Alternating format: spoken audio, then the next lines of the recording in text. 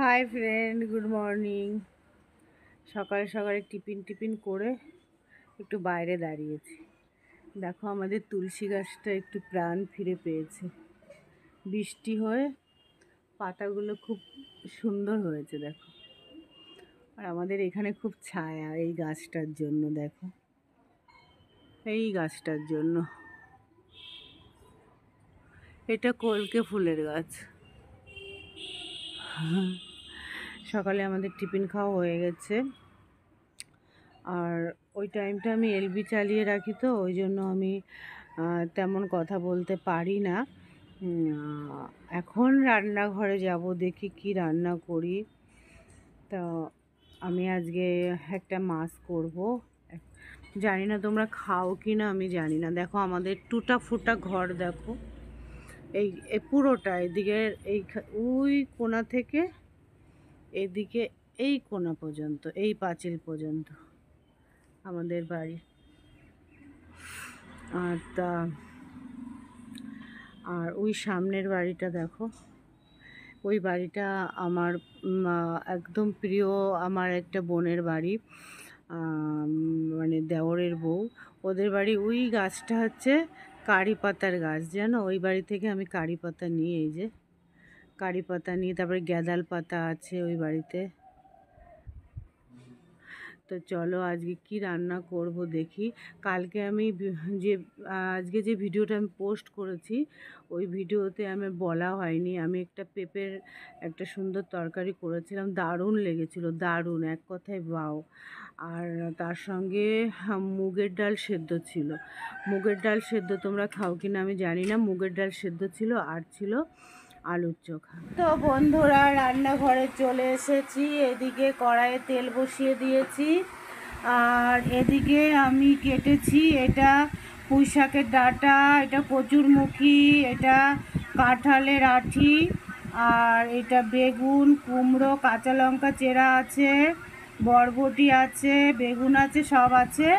আর পুঁই শাকটা আমি আলাদা করে কেটে রেখেছি। আর এখানে আছে বড়ি। এটা দিয়ে আমি একটা ঘ্যাট মতন করব। তা তোমরা দেখতে থাকো। রান্নাটা যদি নাও দেখাই, রান্নার পরে অবশ্যই দেখাবো।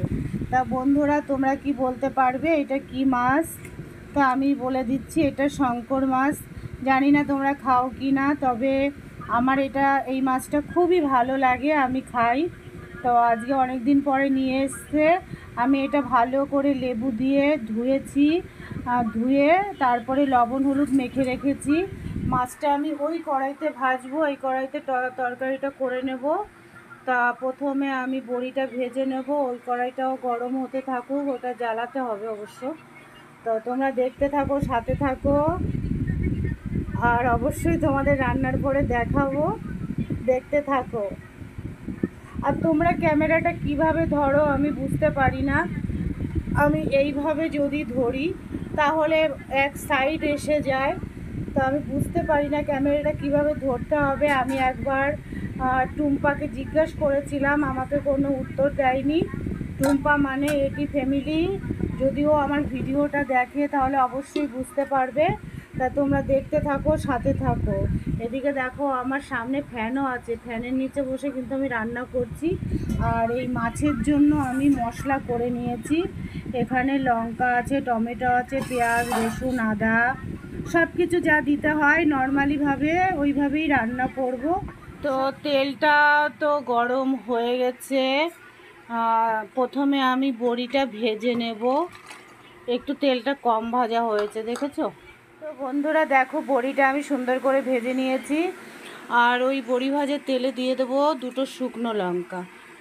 আমি একটু অফ ছিলাম, সেই জন্য তেলটা বেশি ভালো গরম হয়নি।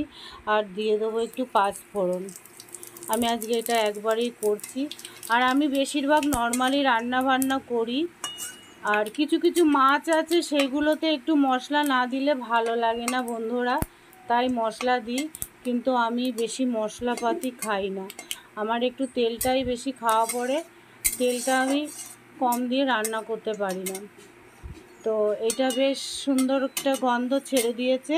এই পর্যায়ে আমি দিয়ে দেব সবজিগুলো। তার সবজিগুলোর মধ্যে কি কি ছিল আমি তো সব তোমাদের দেখিয়েছি। তো দেখতে থাকো, সাথে থাকো। আর এদিকে আমি ওই কড়াইয়ে মাছটা ভেজে নেব। সবজিটা দেওয়ার পর আমি প্রায় 5 মিনিট সুন্দর করে কষালাম।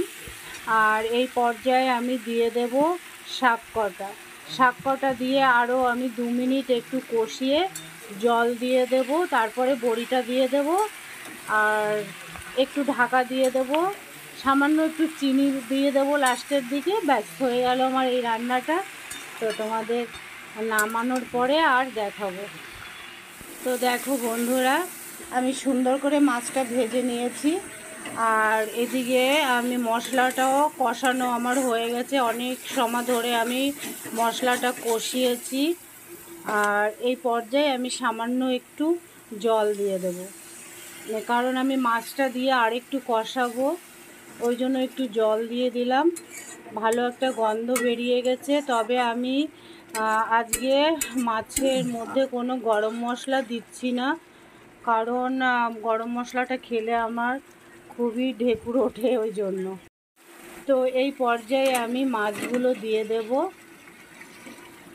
মাছগুলো দেওয়ার পর আরেকটু আমি কষিয়ে নেব, কষিয়ে জল দেব। আবার আসছি তোমাদের কাছে, তোমরা দেখতে থাকো। আমি আজকে মাছের মধ্যে কোনো আলু ব্যবহার করছি না, কারণ 2 জন মানুষ, মাছটা তো অনেকটাই আছে, ওই জন্য আর আলু ব্যবহার করব না। তো তোমরা সাথে থাকো, দেখতে থাকো। তো বন্ধুরা, মাছের ঝোল আমার রেডি।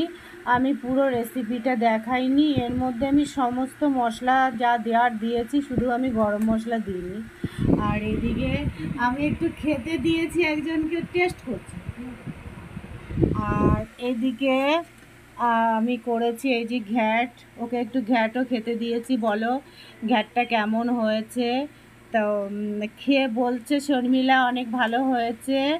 তা অবশ্যই তোমরা কমেন্ট করে জানিও। আর মাছটা দেখো, দেখতে একদম মনে হচ্ছে মাংসর মতন লাগছে, তাই না?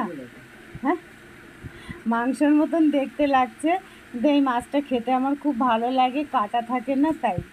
আর এদিকে আমার ভাতও হয়ে গেছে। তো আজকের মেনু আমাদের এইটুকুনই। আর কি ভিডিও করব, রাঁধতে রাঁধতে যেটুকুনো আমি পারি সেটুকুনো করি। তা তোমরা আরও যদি আমি এর সঙ্গে কিছু জুড়তে পারি জুড়ে দেবো, নয়তো এখানেই সমাপ্ত। তা রাখছি, বাই, টাটা। যদি বিকালে কিছু স্পেশাল কিছু করি তাহলে অবশ্যই দেখাবো। দেখতে থাকো, সাথে থাকো।